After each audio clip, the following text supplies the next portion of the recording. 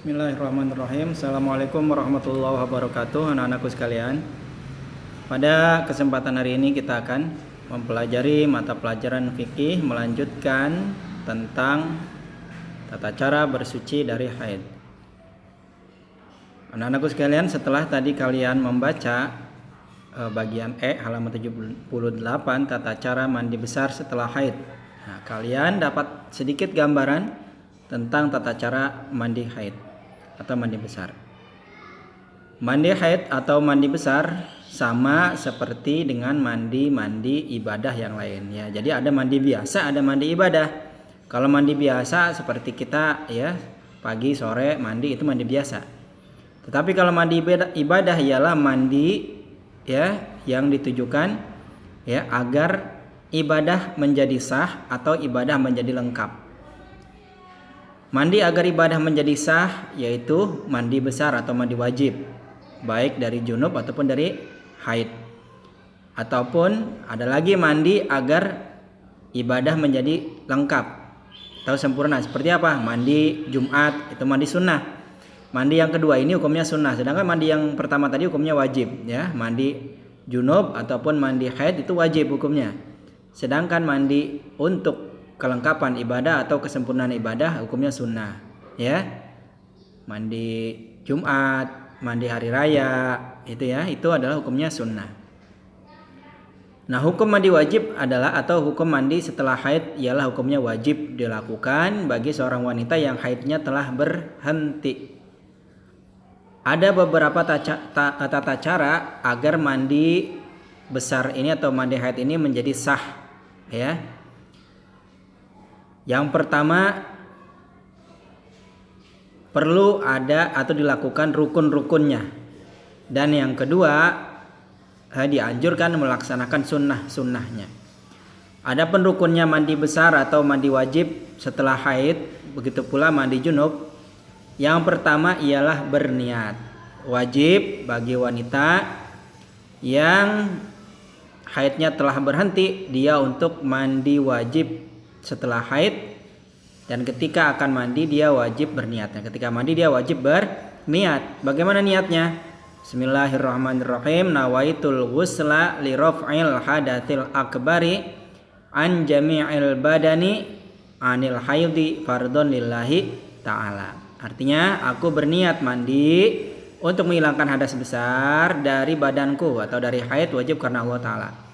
Kalau niatnya tentang haid berarti ya anil haidi saja gitu ya.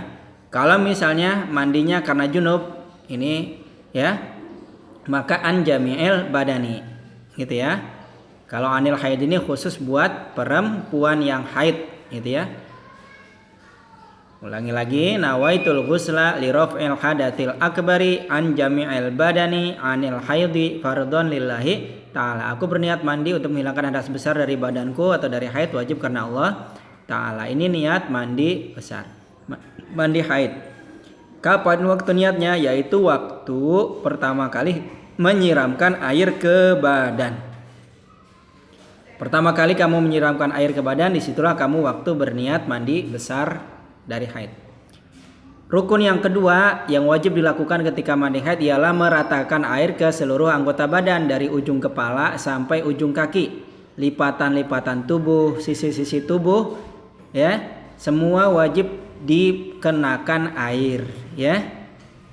Dikenakan air sampai airnya merata. Jangan ada setitik kulit pun yang tidak kena air. Semua wajib terkena air supaya mandinya menjadi sah.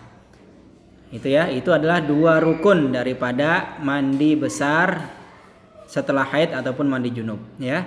Yang pertama niat, yang kedua meratakan air ke seluruh anggota badan ya. Nah, agar mandi haid ini menjadi sempurna, maka dianjurkan melaksanakan sunnah-sunnahnya. Sunnah-sunnahnya yang pertama ialah sebelum mandi ya. Sebelum mandi bersihkan tubuh dulu dari kotoran-kotoran. Ya, kalau lagi haid, ya, kalau mandi setelah haid berarti ada anggota tubuh yang kotor, dia bersihkan dulu. Ya, dari najis ataupun dari kotoran-kotoran. Setelah bersih, ya badannya sudah dibersihkan dari segala kotoran ataupun najis, maka disunahkan berwudu, ya, berwudu seperti wudunya mau sholat. Itu. Setelah berwudu selesai, ya, wudunya sempurna ini ya, seperti wudu mau sholat, lalu membaca bismillah sebelum menyiramkan air ke badan, ya. Sudah menciduk air pakai gayung, lalu baca bismillah. Kalau mandinya di dalam WC atau dalam kamar mandi, maka bismillahnya di dalam hati, gitu ya. Kalau mandinya di luar kamar mandi, misalnya ya di kolam renang misalnya, ataupun di sungai, maka baca bismillahnya dikeraskan, nggak apa-apa, gitu ya. Tapi nggak usah keras-keras banget, nanti orang-orang pada kaget, gitu ya.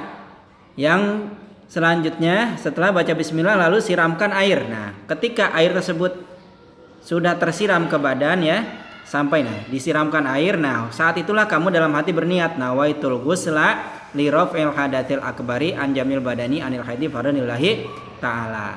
Boleh juga ketika baca bismillah lalu dilanjutkan nawaitul ghusla li raf'il hadatsil akbari an jamil badani anil haidi fardanillahi taala, lalu siramkan air ke anggota badan.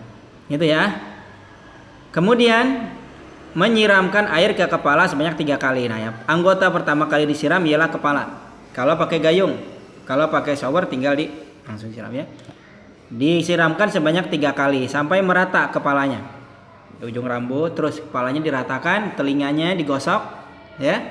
Telinganya digosok, semua anggota badan. Nah, kalau ada bekas tidur di sini, ada kotoran matanya dihilangkan, gitu ya. Kemudian menyela-nyela jari tangan ke rambut. Nah, rambutnya ini digosok-gosok. Sudah disiram, digosok-gosok rambutnya. Jangan pakai sampo dulu, ya. Siram pakai air murni dulu, air biasa dulu. Semua badan kalau udah rata, udah sah mandi besar, baru boleh pakai sampo, gitu ya. Jangan memakai sabun atau sampo terlebih dahulu sebelum mandinya sah atau airnya merata ke seluruh tubuh. Nah, di sela-sela kepala sampai basah kulit kepalanya, rambutnya semua kena, gitu ya. Nah, kalau perempuan rambutnya jangan diikat, ya. Yang rambutnya panjang jangan diikat, rambutnya digurai supaya terkena semuanya. Kalau diikat nanti ada yang nggak kena rambutnya. Dan yang kelima ialah menyiramkan air ke seluruh tubuh dimulai dari sisi kanan. Nah, setelah kepalanya rata semua, lehernya udah rata, lalu siram bagian sebelah kanan terlebih dahulu, ya. Depan 3 kali, belakang 3 kali. Lalu kiri 3 kali, depan belakang kirinya 3 kali. Kemudian digosok. Digosok-gosok sela-selanya nih